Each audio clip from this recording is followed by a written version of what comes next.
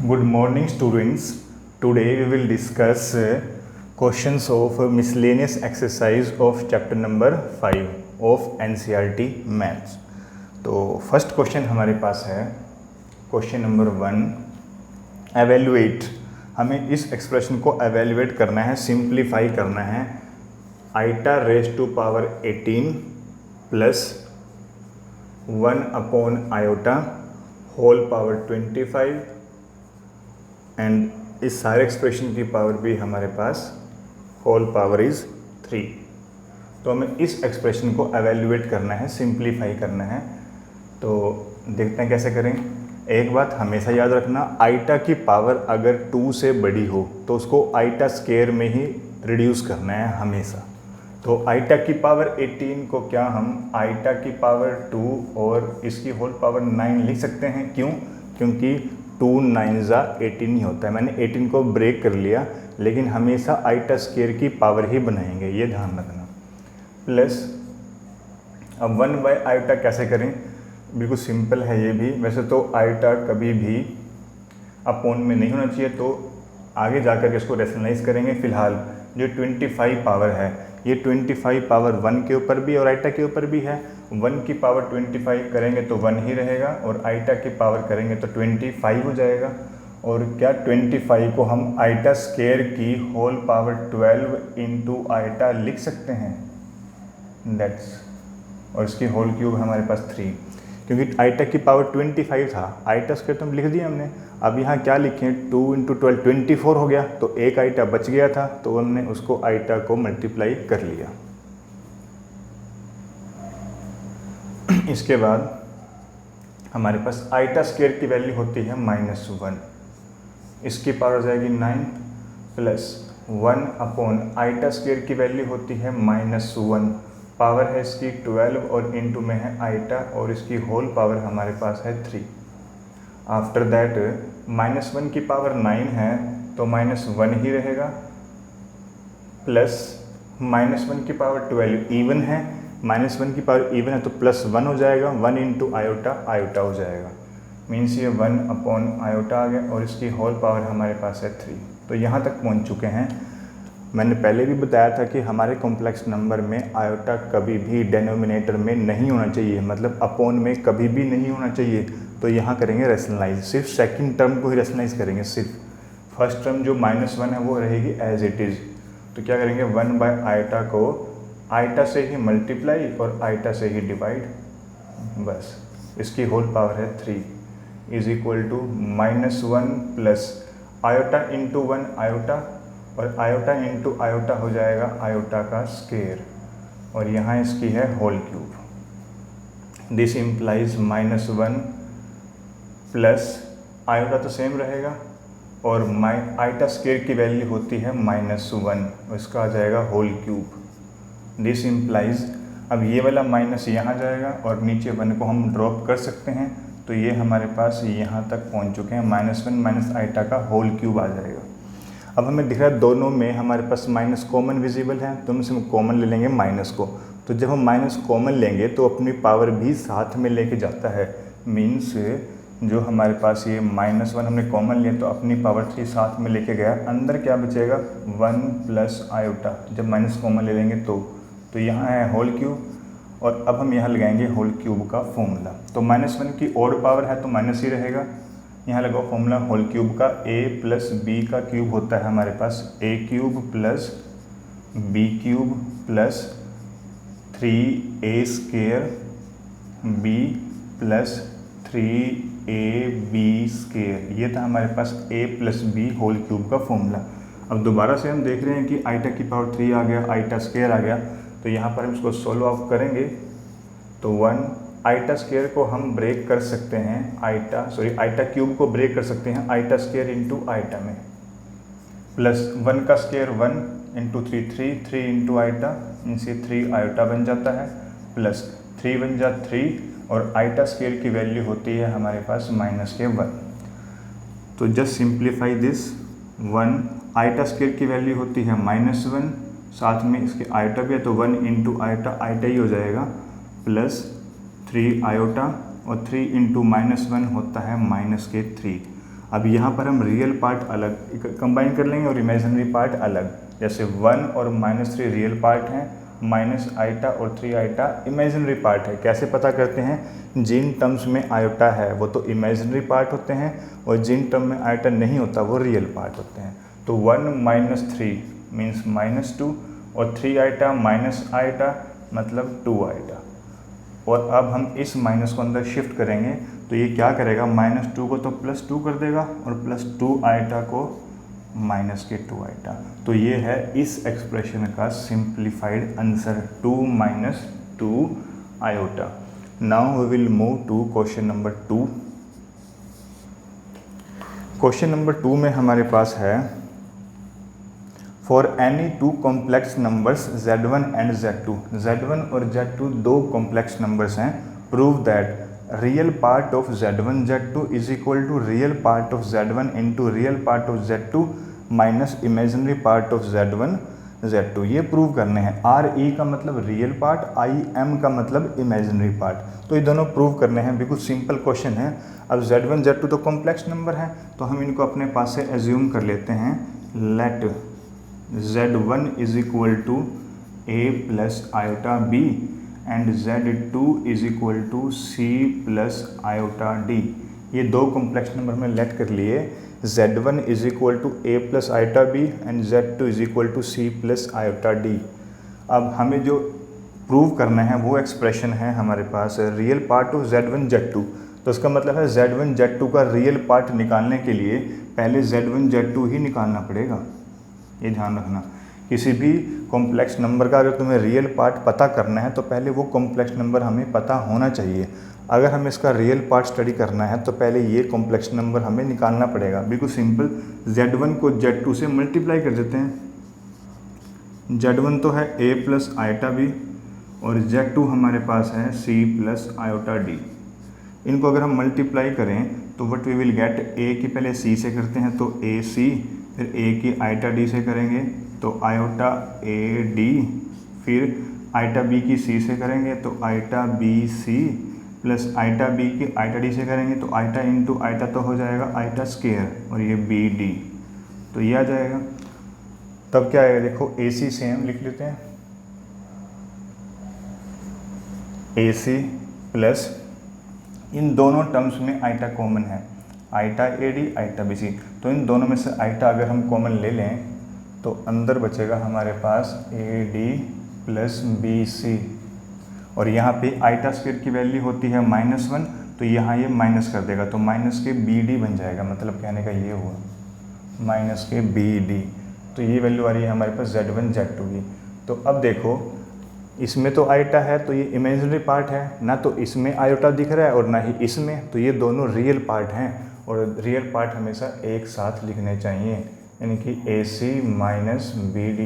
ये तो है real part plus iota AD plus BC, ये है इसका इमेजिनरी पार्ट। तो अब हमारे पास ये Z1 इंटू Z2 जो कॉम्प्लेक्स नंबर है वो निकल चुका है। अब जो हमें प्रूव करना है वो देखते हैं। हमें प्रूव करना है इसमें real part of Z1 Z2 is equal to real part of Z1 Z2 real part of Z1 into real part of Z2, आगे है minus imaginary part of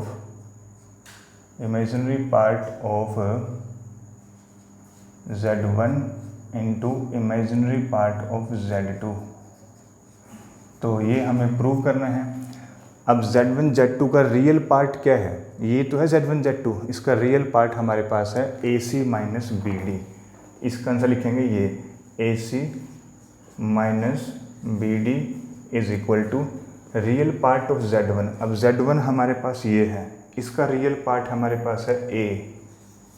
real part of Z2, अब Z2 complex number ये है, इसका real part हमारे पास है C, तो C आ जाएगा, फिर माइनस आ जाएगा, फिर IM का मतलब इमेजिनरी पार्ट ऑफ Z1।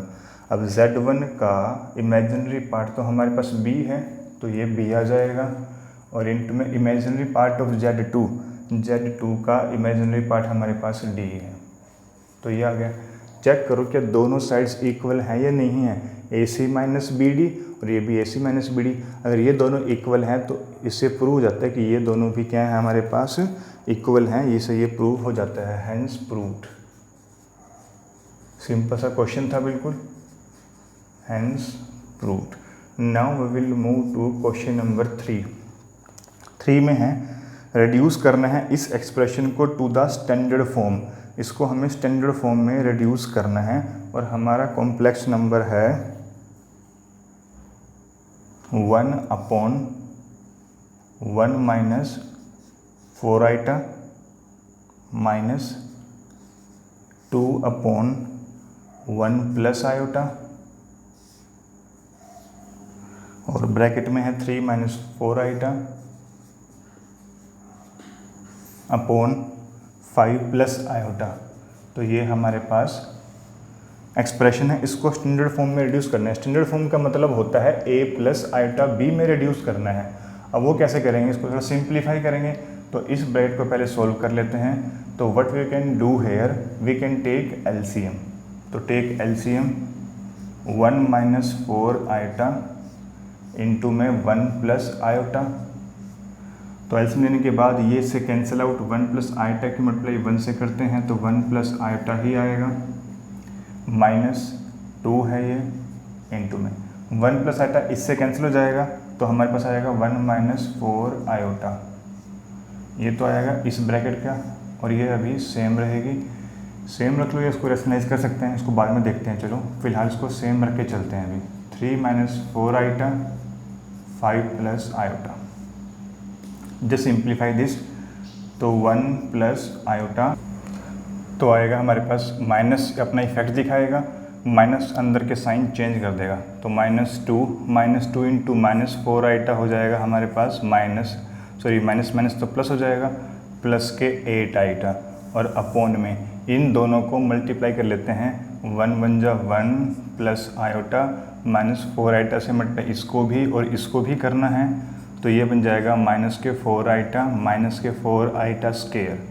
ये तो है इस ब्रैकेट का एक्सप्रेशन और ये सेम रहेगा अभी 3 माइनस 4 आइटा और 5 प्लस आयोटा।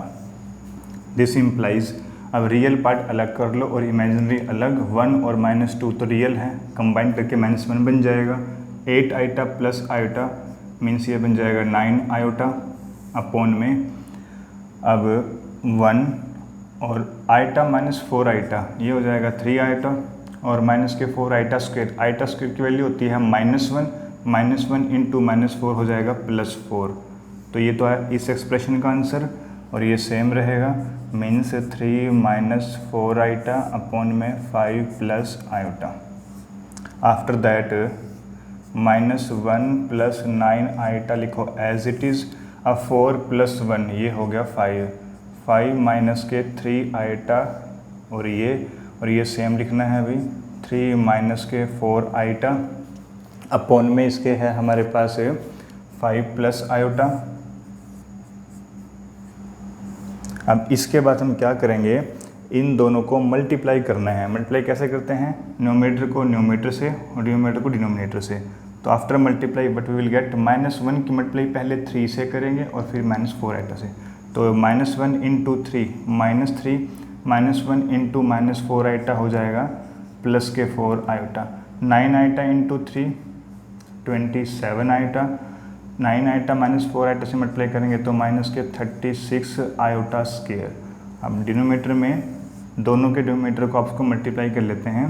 5 5 जा 25 5 इंटू आइटा प्लस के 5 आइटा -3 आइटा इंटू 5 हो जाएगा माइनस के 15 आइटा और माइनस के ये हो जाएगा 3 आयोटा स्क्वायर। अब आयोटा स्क्वायर है, आयोटा स्क्वायर की वैल्यू होती है -1 इंटू -36 बन गई हमारे पास +36 और -3 ये हो गया 33 मीन्स इक्वल टू में प्लस का 33। आई रिपीट, आयोटा स्क्वायर की वैल्यू होती है -1 को जब इससे मल्टीप्लाई करेंगे तो प्लस का 36 बन जाएगा, प्लस का 36 और -3 प्लस का 33।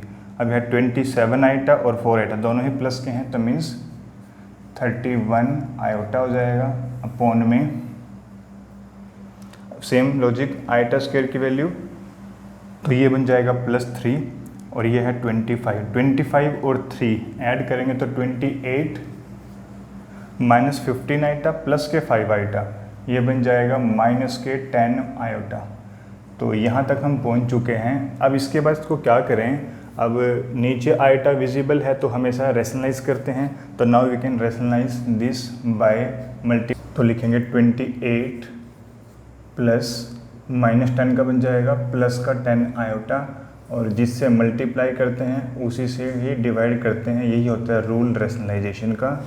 नाउ अब इन दोनों को पहले मल्टीप्लाई करते हैं। 33 को 28 से मल्टीप्लाई करें अगर, 28 3 होता है 84, और 84 8 कैरी, और 84 और 8 9 2, प्लस 33 को 10 से करेंगे तो 330 आयोटा, फिर इसको इससे मल्टीप्लाई करेंगे तो विल वी गेट 21, 28 बन जा 28 2 कैरी 84 और ये 86 हो जाएगा, प्लस 31 10 जा 310 iota into iota iota square. Numerator में क्या कुछ आएगा, यहाँ हमेशा आइडेंटिटी यूज़ होती है a minus B a plus B, तो 28 का स्क्वायर माइनस 10 आयोटा का whole square that is equal to, अब आइटा स्क्वायर है तो -1 हो जाएगा, और मतलब ये माइनस का 310 हो जाएगा, इसमें से माइनस कर देंगे तो वी विल गेट 614, प्लस यहाँ पे 868 आयोटा आना था। अब इस टर्म में भी आयोटा है, इसमें भी आयोटा है, दोनों लाइक टर्म्स है, कंबाइन करते हैं, दोनों प्लस कर लेते हैं, तो 8 9 और 11 और ये आयोटा अपॉन में 28 का स्क्वायर होता है हमारे पास 464, 8 2 16 32 4 38 और 784, तो इसका स्क्वायर आ जाएगा हमारे पास 784। 10 आइटा का स्क्वायर होता है हमारे पास 100 आयोटा स्क्वायर, तो ये 614 1198 है। यहाँ से अब हम कॉमन ले सकते हैं, और यहाँ से कॉमन आ जाएगा हमारे पास 2।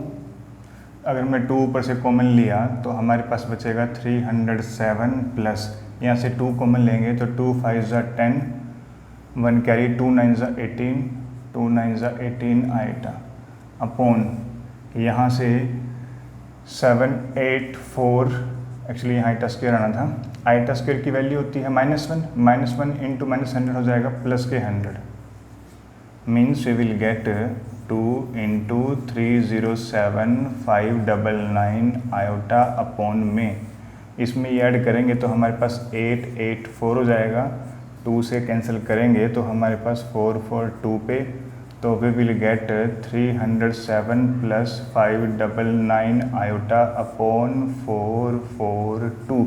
तो ये हमारे पास है, इसका सिंप्लीफाइड एक्सप्रेशन आ गया, स्टैंडर्ड फॉर्म में आ गया है ये। तो इसको एक स्टेप और कर लेते हैं, just separate 307 by 442 plus 599 upon 442 iota. तो ये स्टैंडर्ड फॉर्म में आ चुका है a प्लस आयोटा b में। ये हमारे पास क्वेश्चन नंबर 3 था।